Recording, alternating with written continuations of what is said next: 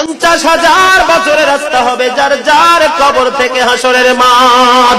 ফুলচেরাতে পুল হবে 30,000 বছরের রাস্তা।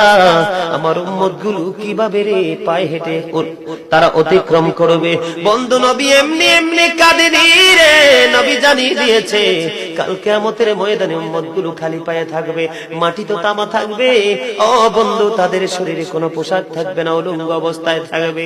এবং মা আয়েশা প্রশ্ন করলো, গো প্রাণের নবী, জানতে মনে চায় নবী গো, এই যে আপনার উম্মত গুলো উলঙ্গ অবস্থায় খালি পায়ে সবাই থাকবে গো নবী, তারা কি নারী পুরুষ একসাথে? কয় হ্যাঁ, নারী পুরুষ একসাথে। তারা কি কেউ কারো দিকে নজর দিবে না?